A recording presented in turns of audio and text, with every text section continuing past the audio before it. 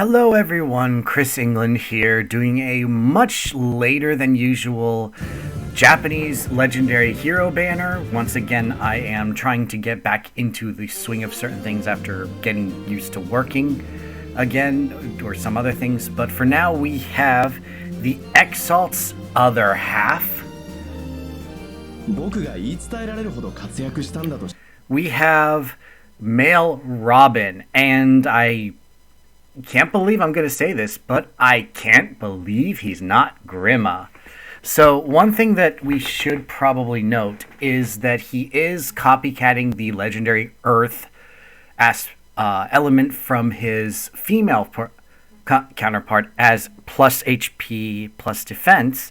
We have the art beautifully drawn by Yugo Okuma, so we have the very good choice of frills and the nice green tome infantry, something that Robin, I'm pretty sure, has never had in terms of his male version, and I'm thinking his entirety. So we also have, as usual, Yoshimasa Hosotani as his voice actor. So we have Tsukuyomi from My Hero Academia, and we also have Belial from Grand Blue Fantasy. So, do we have something to balance out what he's getting this year?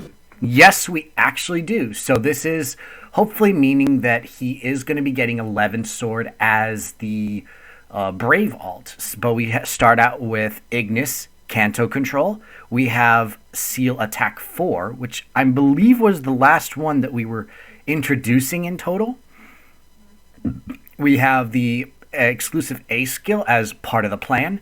At the start of combat, as long as his HP is 25% or greater, the foe gets a -8 to attack, speed, res, and then he gets a spectrum buff to equal to whatever penalty he has for each of those stats times 2. And he also gets a guaranteed follow-up. So we have foe debuff on the most important stats. Defense is not necessary to deal with for any kind of magic unit. We have a pseudo unity skill, unity being that he doesn't need a ally requirement, instead it's an HP requirement, and he also gets the guaranteed follow-up, which does mean that sadly that he's going to be a little bit slower.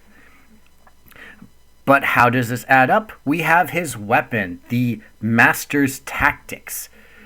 We have, of course, accelerates special cooldown count.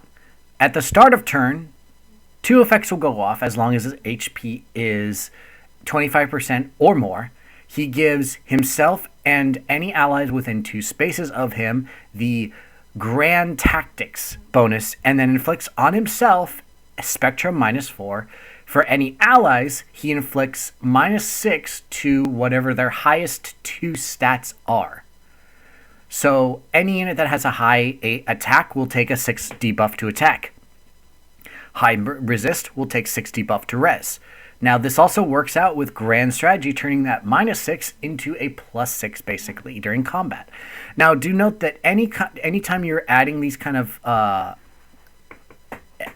points for comparison, attack will always be considered as -15 to balance out the fact that PRFs and regular weapons exist, just buffing attack on general. And then for the second part, the closest foe and any foes within 3 spaces of that foe get Spectrum -3. Small, I know, but it's a pretty big difference, noting that he's actually going to get buffs on his own stats. He's giving allies buffs. He's giving foes a further buff. He's giving himself a double buff. He's giving himself a guaranteed follow-up. And then during combat, once again, if his HP is greater than or equal to 25%, during combat, the foe gets attack, speed, resist, -5, and cannot perform their follow-up attack. So he has both the follow-ups, the follow-up denial and guaranteed follow-up. Now, one of the big things that I probably will have to point out is that his HP has to remain healthy. It goes back to the idea of legendary Nana, where every single one of her skills requires her to be at least 25% health. And while that is very easy to keep track of, it is the fact that once you hit below that 24% threshold, everything turns off.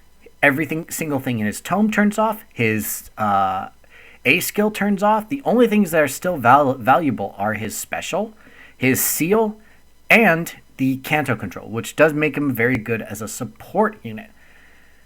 Now, one thing also is that this is yet another thing that Brave Chrom loves to have. And once again, he will gain it. Instead of just having to copycat it with his assist skill, he now gains this. So this is yet another unit that offers something for Brave Chrom to just have on base.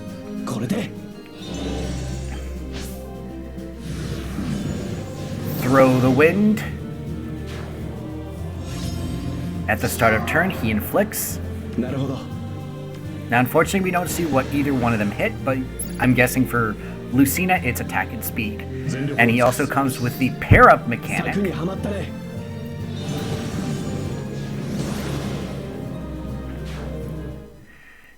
Now we have the 11 heroes that are coming with him, including Legendary Seliph, Seiros, we have Ashera, Legendary Fa, Thor, we have Legendary Female Byleth, Elamine, we have Legendary Marks, Legendary Xander, Male Shez, Rearmed Robin, Gregor, and sadly that's it. So every single color here is very, very well priced, except for red. So let's start with green. We have Robin, of course, is the focus, but we also have Thor, a very good mythic that can easily use Gale Force, and also comes with a Floss and easy to inherit kit. Both attack defense 4 and the Flow Guard that she comes with are very easy to pass on to other units. We also have Legendary Xander, not necessarily the best in terms of inheritance, but he isn't yet another source of attack speed catch 4, and he also comes with Colorless Feud if in case you have problems with Colorless. For blue, we have the very good Legendary Female Byleth. We have both Seiros and Faye. Seiros is much more in the middle of these two because she's a very good unit in general and also just has good skills to inherit. Same thing with Fa. In her case, she is not exactly the worst unit possible, but she does have some very good skills in total. Granted, you can't inherit her life unending. Colorless is probably the best color, barring just from the 11 that you have.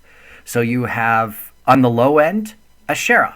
Very good for what she offers. Not necessarily the best for what she offers, but she does offer very good. She just offers a very basic thing. Plus, she will get a refine very soon, within this year. We also have Elamine, the only unit to have false start, as well as another damage reduction support unit. But probably the best pull out of Colorless is going to be your Rearmed Robin, the only unit that technically should be in the normal pool, but unfortunately they decided not to because it's IS.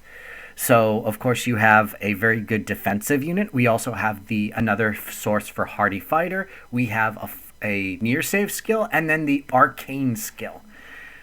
Red, sadly, is the only one to kind of falter in this case. Don't get me wrong, both Shez and Gregor are very good units. Gregor has the infantry null follow-up. He has a very good sword. He also has the very hard to get solid ground.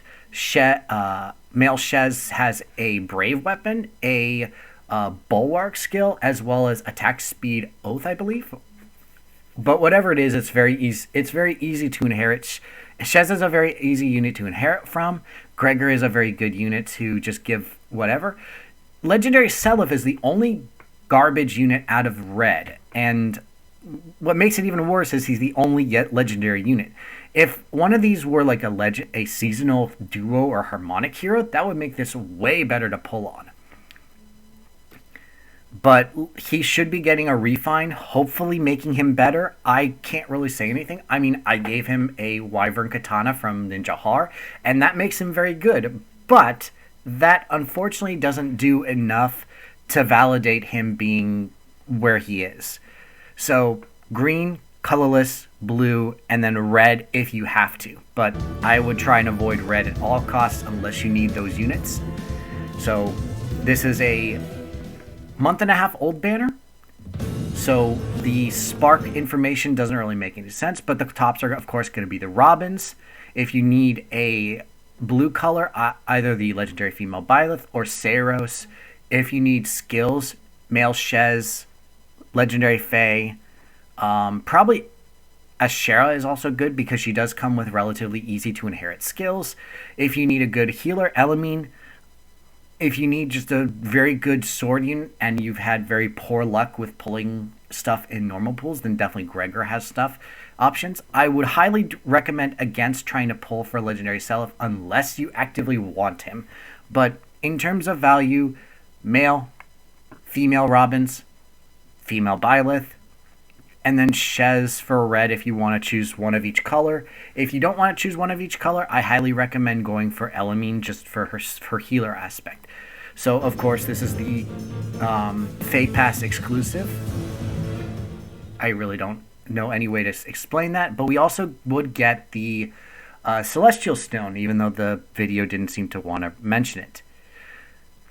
So that's what I personally think of Robin's new kit. The scary part is, of course, just the massive amount of debuffs, buffs that he just offers flat.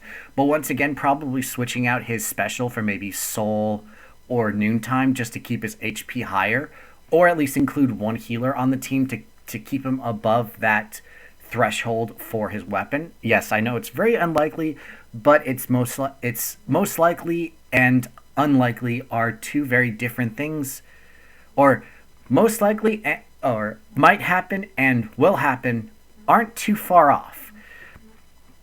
Also coming with that Seal Attack 4 is a very beautiful add-on, so giving the foe 3, 8, 16, 22, and then if he's already afflicted,